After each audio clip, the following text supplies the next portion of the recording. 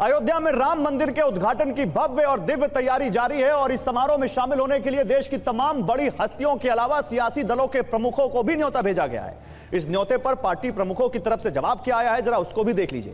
कांग्रेस की पूर्व अध्यक्ष सोनिया गांधी, मौजूदा अध्यक्ष मल्लिकार्जुन खड़गे और लोकसभा में पार्टी के नेता अधीर रंजन चौधरी को ट्रस्ट ने 22 जनवरी को अयोध्या आने का न्योता दिया है, लेकिन कांग्रेस ने अभी रुख साफ नहीं किया है। न्योते पर आभार जताते हुए कांग्रेस नेता केसी वेणुगोपाल ने कहा कि कौन जाएगा कौन नहीं यह 22 जनवरी को ही पता चलेगा।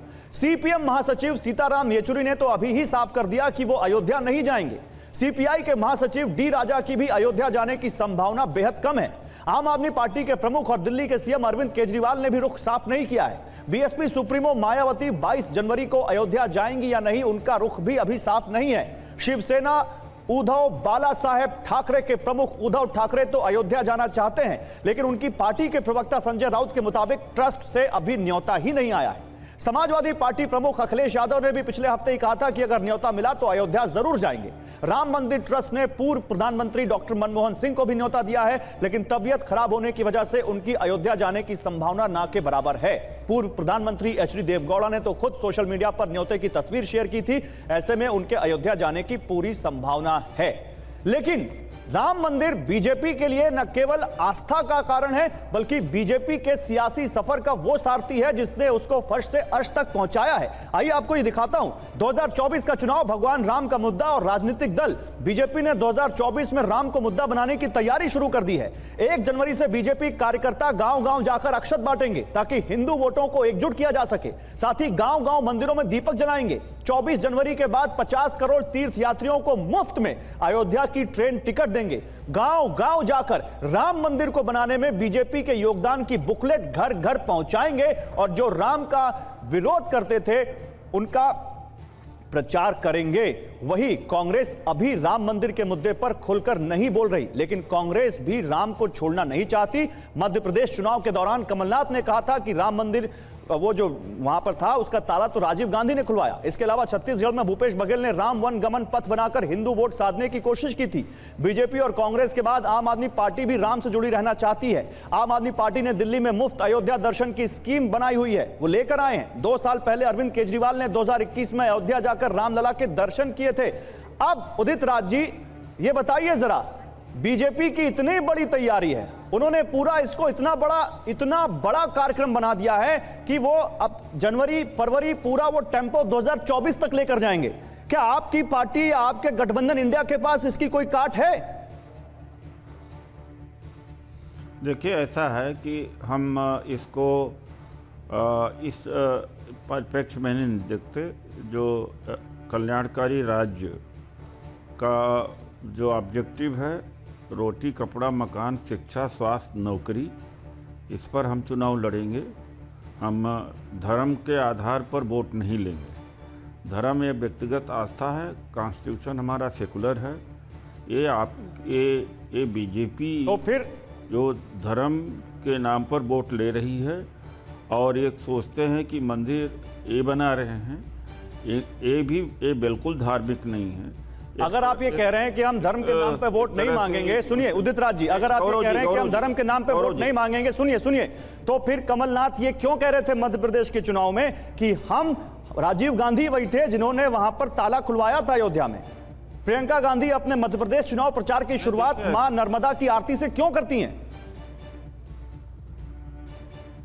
देखिए गौरव जी, ऐसा है कि वो पार्टी नहीं है और ये बड़ा डेमोक्रेटिक पार्टी है। इसमें विभिन्न धाराएं हैं, लेकिन कमलनाथ जी ने ऐसा कहा होगा, लेकिन कहा होगा हमारे यहाँ सर ऑन रिकॉर्ड कहा है? नहीं कहा है, मान लीजिए, नहीं गौरव जी कहा है, मान लीजिए मैं कह देता हाँ कहा है। जो जिस तरह से ये हमारा संविधान सेकुलर है, हम संविधान की, तो ये आपकी पार्टी को चुनाव के समय नहीं दिखता सर, और चुनाव जब हार जाते हैं तब दिखता है। और नहीं गौरव जी, बात है करनी नहीं गौरव जी, एक बात है। दूसरी बात है कि ये जो दावा कर रहे हैं, क्या अपने जेब से पैसा लगा करके लाए? इनका कोई राम में आस्था नहीं है। बीजेपी आरएसएस वालों को इन्होंने वोट का माध्यम बनाया। एक मुस्लिम, एक ईसाई से मैं उम्मीद कर सकता हूँ कि वो भगवान राम का सम्मान करता होगा।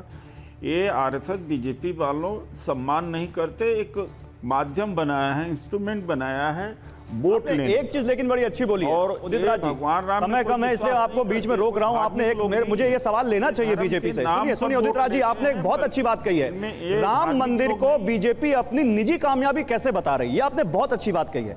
और मैं ये सवाल लेके जाना चाहता हूं बीजेपी के प्रवक्ता के पास। शिवम, बीजेपी का कॉपीराइट तो नहीं है राम मंदिर के पास, ये बीजेपी की अपनी खुद की कामयाबी कैसे हो सकती है? ऑफ कोर्स आपने इसको बीजेपी का इवेंट क्यों बनाया? ऑफ कोर्स कॉपीराइट नहीं है। भगवान श्री राम पर कभी किसी का कॉपीराइट हो सकता है क्या?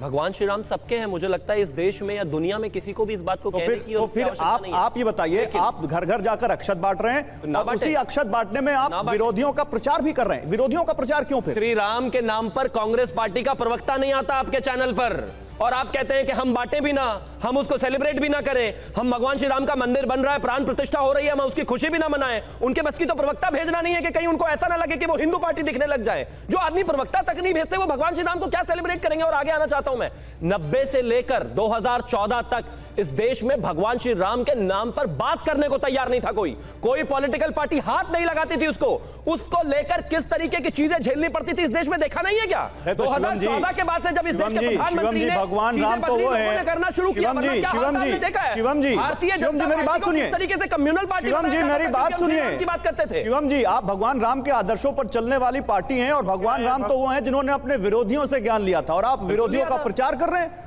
बिल्कुल, कौन सा भगवान राम के आदर्श हैं? हम भगवान श्री राम का प्रचार कर रहे हैं, आप विरोधियों का भी प्रचार करेंगे। जुड़ना नहीं चाहते तो हम कुछ नहीं कह सकते। वो कालनेमी की तरह जरूर हो सकते हैं कि चुनाव के समय ऊपर जो है जनेऊ आप 2024 में राम मंदिर के नाम पर वोट मांगेंगे? कोई रिश्ता नहीं रखना चाहते आप 2024 में राम मंदिर के नाम पर वोट मांगेंगे? मुझे लगता है भगवान श्री राम जो है आस्था का विषय है, मैं खुद ऐसा मानता हूं, लेकिन ये देश का एक बहुत बड़ा एजेंडा था और इस पूरे देश में और दुनिया में जहां पर भी सनातन है, मुझे लगता है हर एक सनातनी के लिए यह खुशी का विषय है, बहुत बड़ा विषय है। और भारतीय जनता पार्टी मात्र ऐसी पार्टी थी जो हमेशा 90 के दशक के बाद से आज तक इसके साथ खड़ी रही। बाकी वरना लोगों ने तो कितनी गालियां दी हैं और कितनी सरकारें बर्खास्त की है, ये देश जानता है। चलिए मैं एक सवाल शमशेर से लेता हूं। शमशेर, मेरे पास समय कम है। यही बात जब बीजेपी कहती है तो कम्युनल हो जाती है कि जिस हिंदू का खून न खोले वो खून नहीं पानी है, और जब बात वही कांग्रेस ने कह दी तो क्या वो सेकुलर रहेगी पार्टी? आप मानती हैं वो पार्टी सेकुलर है? बिल्कुल, कांग्रेस के लिए तो सेक्युलर इसलिए मैं बिल्कुल बोलने वाली हूँ कि यहाँ तो बीजेपी सीधे मुंह के ऊपर बोलती है कि हमें मुस्लिम्स और ये जो ईसाई इन लोगों से कुछ भी लेना देना ही नहीं है। हम लोग, मैं आपसे एक चीज पूछ रहा हूँ शमशेर, कांग्रेस जब वो बात कहती है तो वो कब सेकुलर है कि हिंदू का खून नहीं खोले जिस हिंदू का वो खून नहीं पानी है, लेकिन बीजेपी अगर वही बात बोले तो कम्युनल कैसे पे तो I can say much, but yes this is the point where in जहां पर कांग्रेस का इस पॉइंट के ऊपर जहां पर आप एक राम को एक बीजेपी का सवाल पूछिए ना सर, आप क्या कांग्रेस के बारे में सवाल पूछ रहे हैं? बीजेपी के बारे में सवाल पूछिए, जवाब उसी पे आना होगा ना। वैसे आज एक जानकारी आपको दे दूं, आज प्रधानमंत्री क्रिसमस के मौके पर ईसाई समुदाय के लोगों के साथ मिले हैं, उनको बधाइयां भी दी हैं और उनको बताया भी है कि क्रिसमस कम्युनिटी, क्रिश्चियन कम्युनिटी का देश में बहुत योगदान है।